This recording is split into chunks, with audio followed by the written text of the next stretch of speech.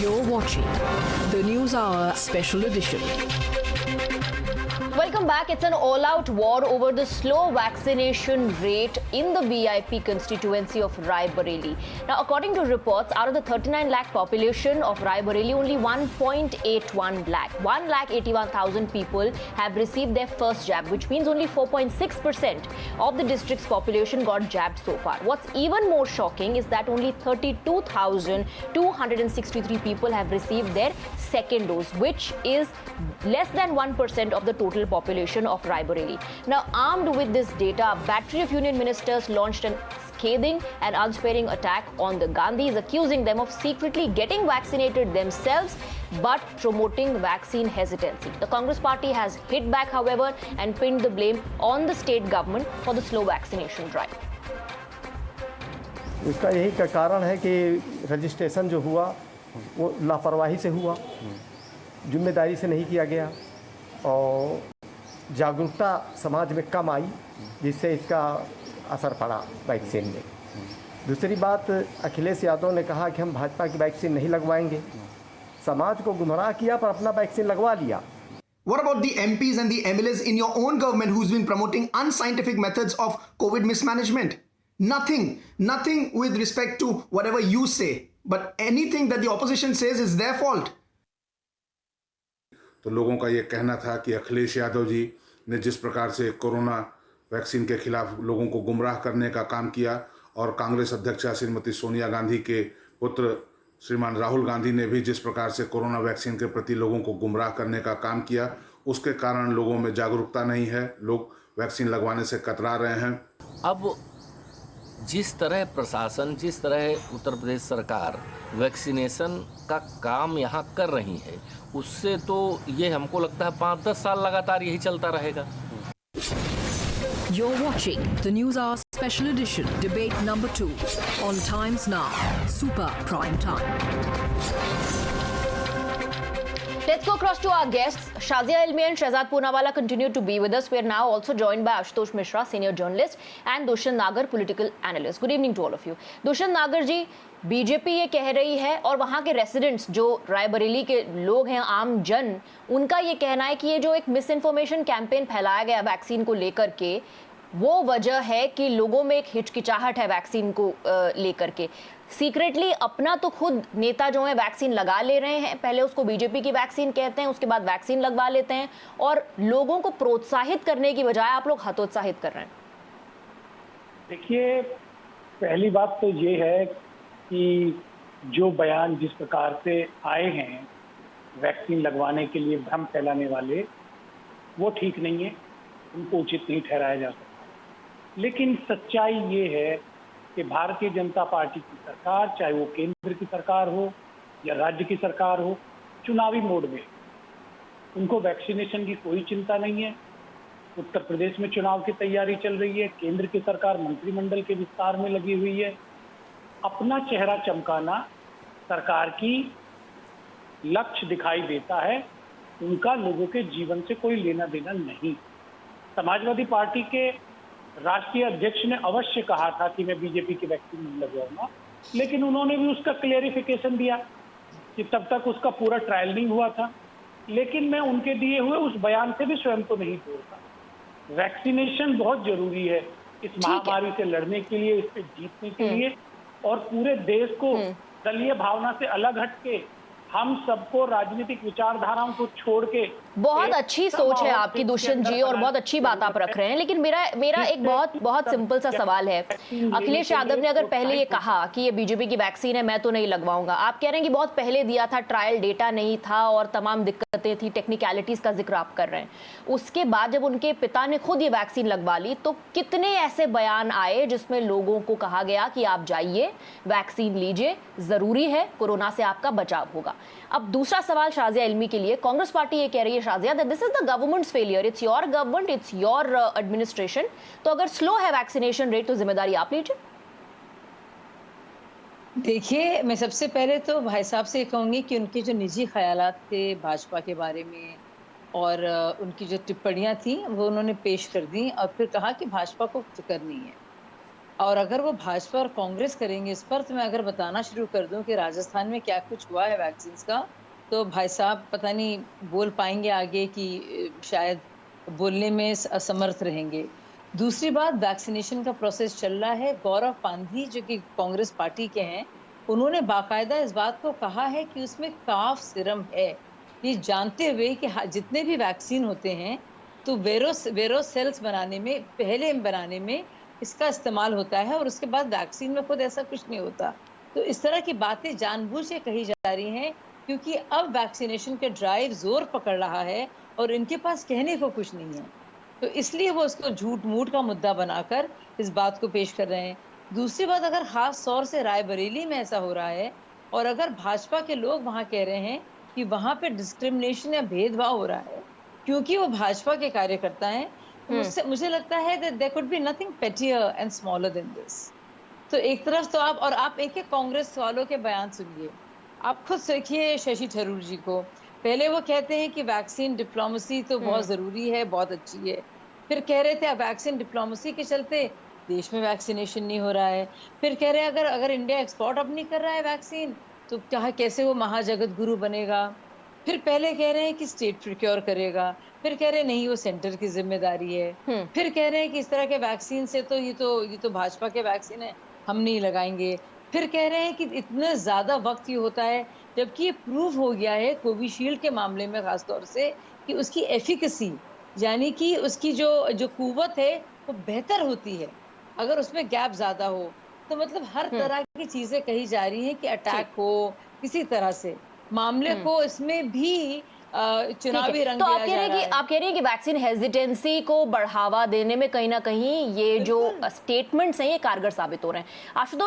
आशुतोष जी के पास में जाना चाहूंगी। आशुतोष जी, ये कहा गया था जब प्रधानमंत्री ने कहा था कि जो इलेक्टेड रिप्रेजेंटेटिव्स है वो लाइन में ना लगें, वो प्रायोरिटी बेसिस पर पहले वैक्सीन ना लगाएं, पहले लोगों को लगने दीजिए, हेल्थ केयर वर्कर्स को लगने दीजिए। उस वक्त कहा गया कि as the prime minister of the country he should get vaccinated, present an example, set the right precedent because he is an elected representative and boost the confidence of the people.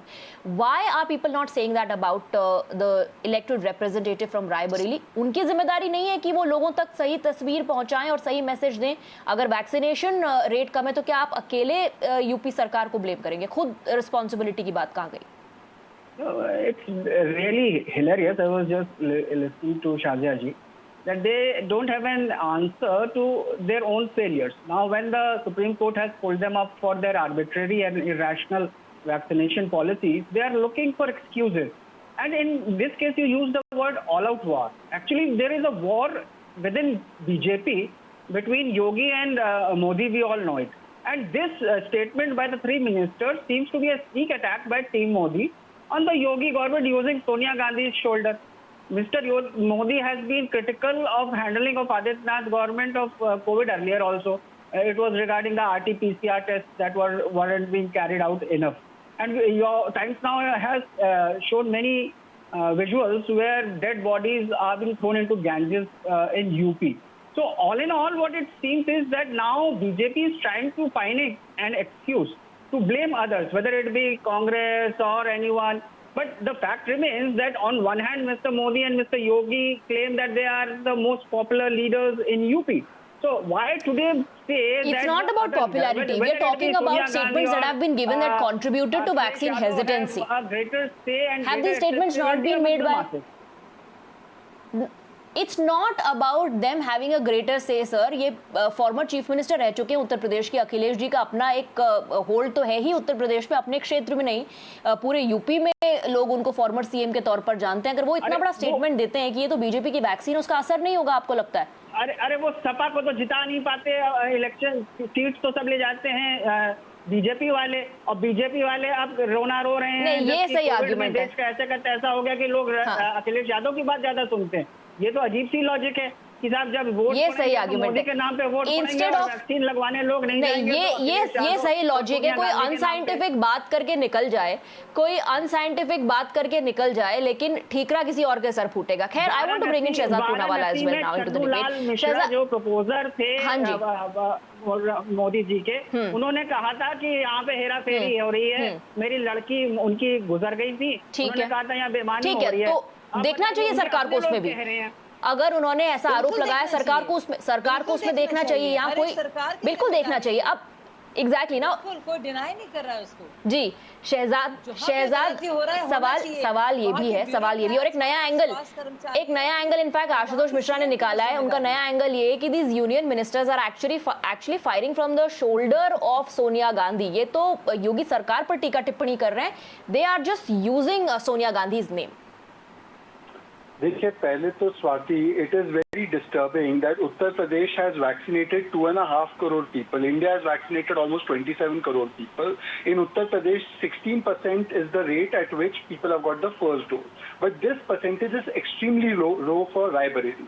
Now, this argument that Sonia Gandhi or Rahul Gandhi का कोई influence नहीं है because Modi won the elections or BJP won the elections is not true, because Congress party got 12 crore votes in the last election. So despite what BJP says, people do trust in Sonia Gandhi, people do trust in Rahul Gandhi. That is how democracies work. So if Sonia Gandhi and Rahul Gandhi can influence a bunch of people, an important chunk of people, and especially in her own constituency, is it not her responsibility, not as part of a legal or constitutional responsibility, but her moral responsibility towards the people of Raebareli, like it is for every MP, MLA, to influence those constituents and tell them कि चलिए टीका ले लीजिए, ये बहुत safe है. The reason why I'm saying this is because Karti Chidambaram, first Congress not only demanded that Prime Minister should take the vaccine first and should put it in public domain, then Karti Chidambaram went on a front foot and said, when Prime Minister took the vaccine and put the pictures out, that there should be full disclosure of which vaccine he took. So now same logic of Karti Chidambaram, why shouldn't it be applied to Sonia Gandhi? Which vaccine did Sonia Gandhi take? When did she take it? Where did she take it? These questions can be asked of Sonia Gandhi. She's also in the public domain. The reason why we are asking of Sonia Gandhi, not because she will influence majority of the country, but because her leaders are responsible for the initial phase of vaccine hesitancy. You would remember that what kind of statements was made by Jairam Ramesh, Shashi Tharoor, Manish Tiwari, Banna Gupta, हम प्रयोगशाला के चूहे क्या आप गिनी pigs बना दोगे हमें? Punjab government said we don't want Covaxin, and then they took Covaxin later on and they diverted it to the rich. Rajasthan ने भी वैक्सीन ली, जमीन में गाड़ दी. So this is the kind of mismanagement Congress party has done, and the question therefore is it deliberate mismanagement to ensure the vaccination drive does not take place and COVID third wave hits? Now imagine, can Raebareli be unsafe and entire लेकिन ये कैसी राजनीति है दुष्यंत जी? नहीं, लेकिन शहजाद ये सवाल पूछना बहुत लाजमी है अब दुष्यंत जी से। कैसी राजनीति है कि खुद वैक्सीन ले लो लेकिन अपने लोगों को भ्रमित करके रखो? ठीक है, पूरे उत्तर प्रदेश में सत्ता ना सही, लेकिन रायबरेली की जिम्मेदारी तो कंधों पर है कि नहीं? और जो मैंने आपको पहले सवाल पूछा था उस पर मैं लौटूंगी, कितने इन नेताओं ने अपनी गलती को माना कि शुरुआत में चाहे जो भी रीजन रहा हो कि हमने शुरुआत में इस तरह के स्टेटमेंट्स दिए, लेकिन अब हमको लगता है कि सभी को जाकर के वैक्सीन लेना चाहिए। आप कीजिए सरकार से सवाल, लेकिन अपने पर्सनल लेवल पर कितनों ने इस तरह का स्टेटमेंट दिया? देखिए, सरकार अभी तक वैक्सीन को लेके कोई स्पष्ट नीति नहीं बना पाई है।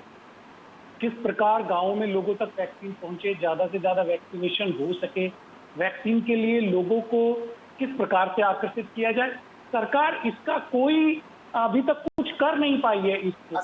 आप जाके देखिए, शहरी क्षेत्र में जहां वैक्सीनेशन सेंटर पे लोग जाते हैं वहां वैक्सीनें खत्म हो जाती हैं। प्रत्येक आप वैक्सीनेशन सेंटर का डाटा देखेंगे तो कितनी वैक्सीन वहां पे अवेलेबल है। दूसरा, कोवैक्सीन के बारे में बात हुई। दुष्यंत जी, ये दौर आया था, अप्रूवल नहीं है, ये दौर आया था, तो सरकार ये दौर आया था कि वैक्सीन की, माफ कीजिएगा, वैक्सीन की कमी थी, लेकिन उसके बाद जो मेजर्स उठाए गए, ऑन द स्पॉट रजिस्ट्रेशन शुरू किया गया उन लोगों के लिए जो कि कोविन के जरिए या किसी और ऐप के जरिए एक्सेस नहीं कर पा रहे हैं। आप जानते हैं ट्राइबल एरियाज में क्या डेटा है वैक्सीनेशन रेट का? जी मैं बिल्कुल जानता हूँ, पूरे देश का डेटा भी जानता हूँ। क्या डेटा है, आप जरा बताइए, कितनी वहां पे वैक्सीन हेजिटेंसी है, ट्राइबल एरियाज में कितना वैक्सीनेशन हो चुका है, पूरी बात रखिए जी। देखिए, 3% के आसपास का आंकड़ा मेरे पास है कि ट्राइबल एरियाज में वैक्सीनेशन हुआ है, जो बहुत ही कम है, जिसको बढ़ाने की जरूरत है। सरकार ने तो कोई पहल नहीं की। राजनीतिक दलों के कार्यकर्ताओं की मदद ली जा सकती है। अब से पूर्व में और वैक्सीनेशन के प्रोग्राम हुए, सफलतापूर्वक हुए, दुनिया ने उनको सराहा। पोलियो का वैक्सीनेशन देख लिए, भारत ने ही किया, यही सिस्टम था। लेकिन उस सरकार की, मनमोहन सिंह की सरकार की प्रतिबद्धता थी लोगों के प्रति। वो खत्म करना चाहते थे, मिटाना चाहते थे पोलियो के वायरस को, लेकिन ये सरकार नहीं है। ये सरकार जी नहीं, आप बिल्कुल गलत बोल रहे हैं। तो फिर ये जो करोड़ों का आंकड़ा आ रहा है कि लोगों को वैक्सीन लग चुकी है, ये क्या है फिर? का अभियान तो हाँ, शाजिया इल्मी, आप जवाब दीजिए बिफोर आई रैप अप।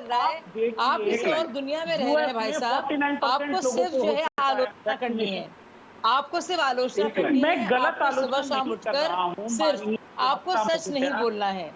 और अब आपको लग रहा है कि वैक्सीनेशन में धरपकड़ हो रही है, मामला अच्छे से हो रहा है, मामला जोरों से उठाया जा रहा है, तब आपको बुरा लग रहा है। अब आपने इतने ज्यादा, आपके लीडर्स ने इतने ज्यादा। All right, you know the point is that irresponsible statements should not be made, unscientific statements should not be made by public representatives, whether they are in power or not. They do have an influence and they are contributing into this misinformation campaign. Thank you very much to Shazia Ilmi, Shahzad Poonawala, Ashutosh Mishra and Dushyant Ji for joining us on the broadcast. We have some breaking